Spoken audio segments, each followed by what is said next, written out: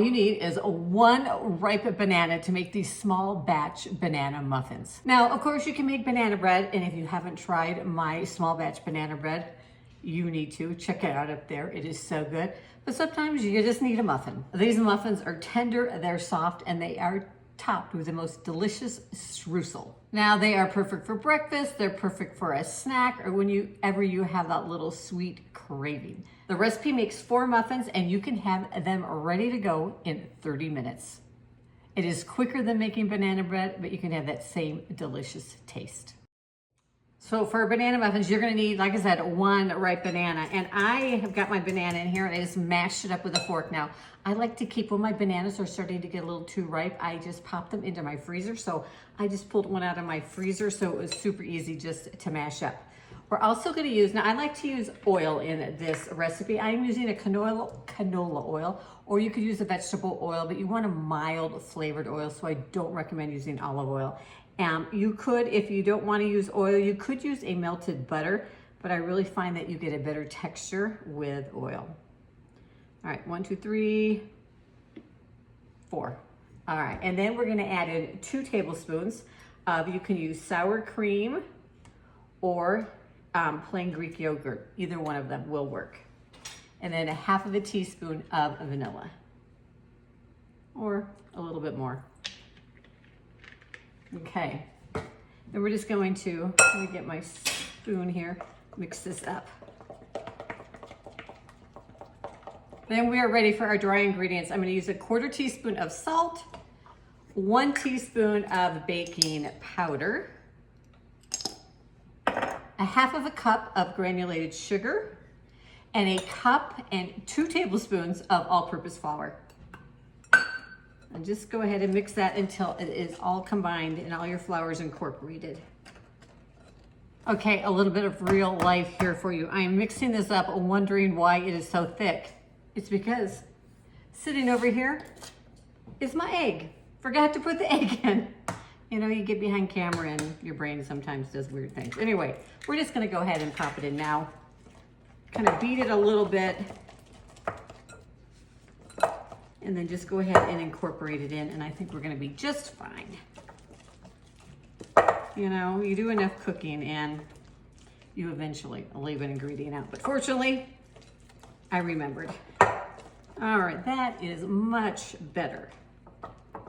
Okay. Now, do it the right way. Put that egg in when you're mixing the oil and the sugar and the sour cream together. That's where it should be mixed in. But, all right, now we are ready. I'm gonna grab my muffin tin. We're ready to get them in the oven. So before we pop them in the oven, we're gonna mix together our streusel topping, because this is kind of the best part of the muffin. 1/4 cup of brown sugar. I have 1/2 tablespoon of all-purpose flour. And on the other side, 1/2 tablespoon of softened butter. And then 1/8 teaspoon of cinnamon. If you're not a cinnamon fan, go ahead and leave the cinnamon out. Then just use your fingers, your nice clean fingers, to smush all that together until it's kind of crumbly, resembles wet sand. Now, you can totally make these muffins without the streusel topping if you prefer. Sometimes I like to add in chocolate chips, but use the mini chocolate chips. I find they work best because the full-size ones have a tendency to sink to the bottom of the muffin, so all your chocolate ends up at the bottom of the muffin, where the mini ones will stay more evenly distributed through the muffin. I also have used cinnamon chips, which are so good. You could even use some blueberries. So dress them up however you want. I am going to line my cupcake tin with cupcake liners. Makes it much easier to get them out. If not, go ahead and give them a good spray of nonstick spray. I'm gonna use my little scoop here. I'll link to it down below. It's about 1/3 cup. Now you wanna fill the muffin, it's pretty full, because I've got a little trick for you that I'm going to share with you for baking your muffins. That's gonna give you a nice, tall muffin. In fact, you could probably get 5 muffins out of here, kind of depending on your muffin tin. I think this muffin tin of mine is a little bit smaller than some of my other ones, but I'm gonna just fill them up there. Okay, all right, so after we have our batter in the muffin tin, we're gonna take that streusel topping and we're just going to pop that on top. Just divide it between the 4. So I've got a tip for you now. Now, I first shared this tip for you in my baker style blueberry muffins, which you can find up there. But the tip is preheat your oven to 425 degrees Fahrenheit.